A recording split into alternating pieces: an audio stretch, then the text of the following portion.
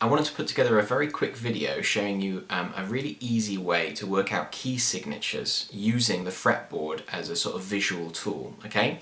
The only thing you need to know already moving in is the note names on your bottom two strings. If you haven't already, I've got a video about learning the note names on the guitar which might prove useful, so check that out now. So the important thing to know is our two C notes. Our C on the A string lives on the 3rd fret, and the C on the E string lives on the 8th fret. Okay, these are the important starting notes to worry about. So when we're given a piece of music or a piece of sheet music, maybe you're doing GCSE exams or similar exams, and you need to know what key a piece of music's in, we can use the circle of fifths or the circle of fourths to help us remember that. I'll put a diagram on screen now to show you what that is. Now, I found this incredibly hard to memorize, and I didn't always have this as a tool on hand. You can use the fretboard to work out these key signatures like backwards and forwards as well. So if I asked you how many sharps or flats the key of B major has in, for example, you can work that out using the fretboard.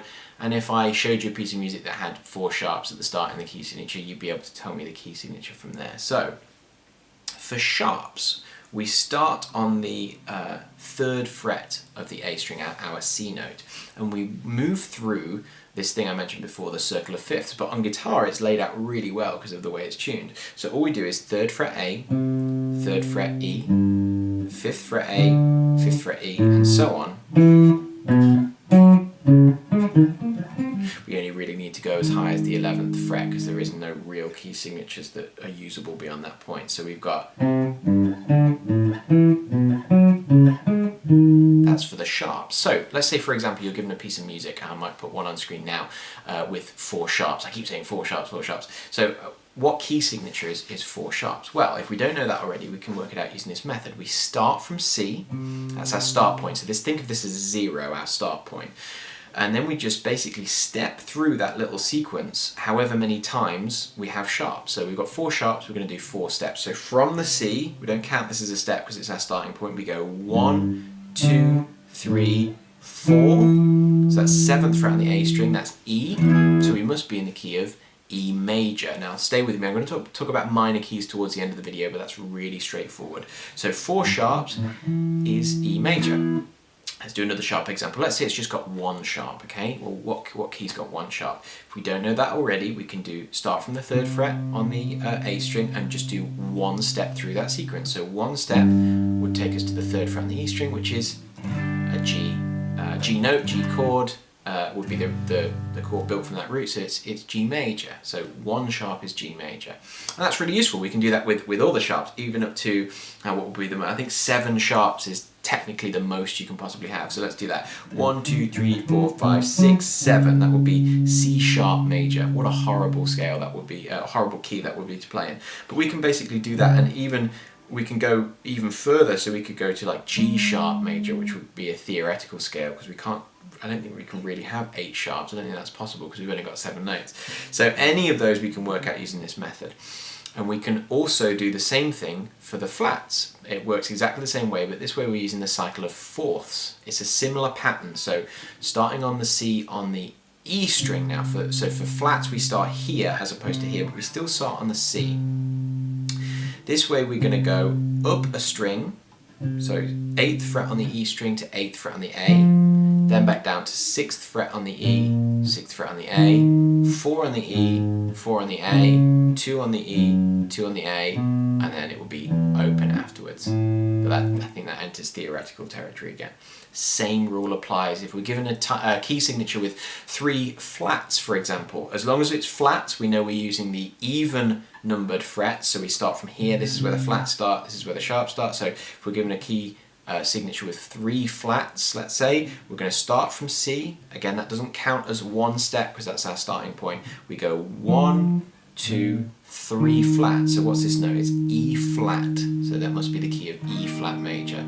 It's also important to remember if we're talking in terms of sharps, we don't mix them up with flats. So if for example we did that example from before and we go 1, 2, 3, 4, 5, 6 sharps, we wouldn't call that G flat major. We call it F sharp major. We have to use sharps when we're talking about sharps, flats when we're talking about flats. So let's go back to our flats again. Let's do 2 more examples and then we'll reverse engineer that. So let's say we're given 5 flats. Okay, that would be a rubbish key for guitar players, I would imagine. So 1, 2, 3, 4, 5. Let me do that one more time slowly. So I'm starting from my C.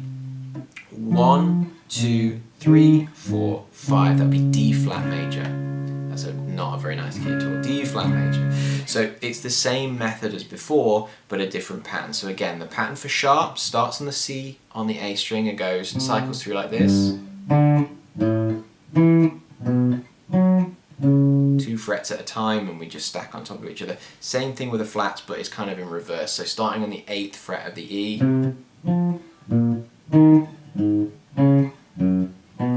And now you know how we do it for the sharps and flats. We've got the added advantage of being able to reverse engineer that. So let me pick a random fret. So here, that's the 6th fret. So it's an even fret, so we know it must be flats. And we basically cycle back until we land on C. So from here, we cycle 1, 2. So we've had 2 steps, so that must be 2 flats. So the key of B flat major must have 2 flats in it, okay? I'm going to do 2 more examples so you'll follow my train of thought. Let me pick a random note. So 7th fret on the A string, so that's our E note. How many sharps or flats does E major have in? Well, it's an odd numbered fret, so we know it must be sharps, and we cycle back through our circle of fifths and the little sequence we did on the fretboard. So from here we go 1, 2, 3, 4, and it was 4 steps to get back to C, so we know it must be 4 sharps for C major. We did go over that one again. One more example. Let's do 2nd fret on the E string. So we know this is an even fret, so it must be flats. So that's going to be the G flat note, and this is going to be 1. So starting from G flat doesn't count as a step. We move to the next note, which does 1, 2, 3, 4, 5, 6 flats for G flat major there. We can also think of F sharp rather than G flat, which is the same note in terms of pitch but functions differently, as being here. So if it's 6 flats for G flat major, how many sharps is it for F sharp major, which is going to sound like the same key. If someone was to play it and you close your eyes, it would sound like the same key, but theoretically is different. So it'd be 1, 2, 3, 4, 5, 6 sharps for there. So F sharp major and G flat major have both got the same amounts of sharps and flats. So there's one more thing we need to learn to make this totally useful, and that's the minor keys. So if you're given a piece of music, I should also mention, if you're given a piece of music with no key signature, with nothing there, that means that it's in C major, and because C is 0, we think of that as our start point wherever we are. It's no sharps and flats, so that's what C major means. But it could also be in the key of A minor. So every key signature has a major and a minor component to it. Now if we just give you a piece of music just with the key signature and no notes, no context, it's very difficult. In fact, it's not difficult, it's impossible to say whether it's going to be in a major or minor key if you were just given the key signature. So to work out the minor key from a major key, because every major key has a minor key equivalent that's the same notes basically, we just move down 3 frets. So to work out the minor equivalent of D major, we move down 3 frets, 1, 2, 3 to a B. So B minor and D major are exactly the same. If we start at, let's do 8th fret, oh no, that's a terrible example, let's see, let's do 6th fret here, so this could be B flat, so that's B flat major, 1, 2, 3 to G minor, okay? So what I'm going to do now is I'm going to give you 5 examples, and I want you to tell me the major key, and then 5 more examples, and I want you to tell me the minor key. So you're just going to see the key signature on screen, and I want you to write down the major key for the first one and the minor key for the next one. And then after that we're going to do a few more, and I'm going to ask you to tell me how many sharps or flats in the key of F sharp minor, or how many sharps or flats in the key of B flat major, for example. So let's take those 2 examples. F sharp minor, let's work out how many sharps or flats in the key of F sharp minor. So F sharp, We know it's the minor key, and all the references we've done so far are for the major key. So let's turn it into a major key first. Remember, even though we're turning it into a major key, it's still the same number of sharps or flats, so the answer will still be the same.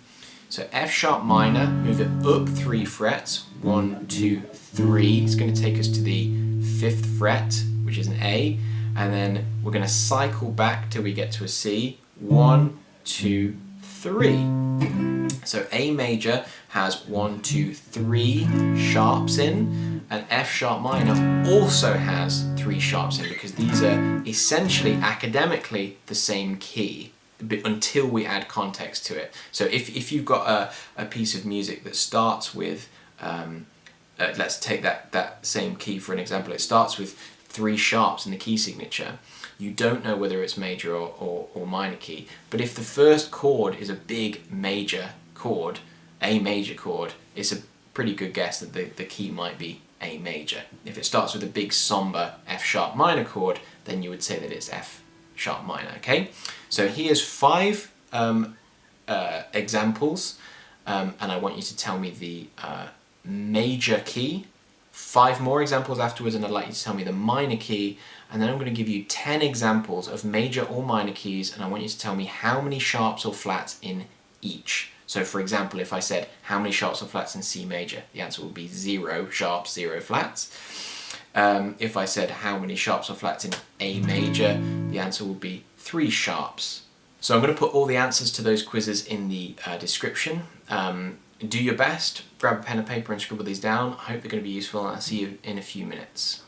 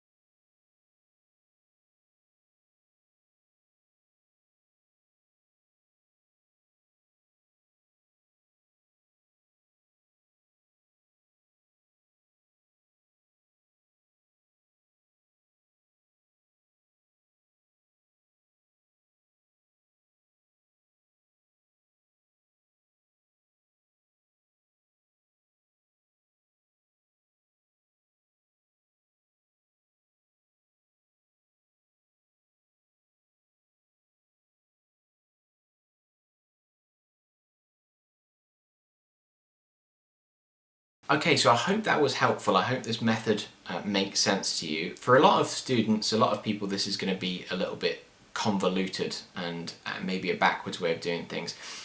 I'm quite a visual person, so this really helps me when I'm trying to work out key signatures, or it did early on. I've sort of hopefully got most of them memorized now, and I've had a lot of students with some success with this. So it's important to remember these rules when you're going through, in terms of stepping through the sequence of cycle of fifths and circle of fourths, and remembering the 3 semitone rule or 3-step rule to work out the minors. If you're confused with any sections of this video, just give it another watch, because I tend to talk quite fast, and drop me a message or a comment if you've got any questions. Please let me know if this has been useful. It will be helpful for me as a teacher to know if you find it useful, and I've got a few more videos planned on similar sort of theory techniques for the guitar. So if you've enjoyed this video, then stay tuned for those coming soon. Thanks very much for watching.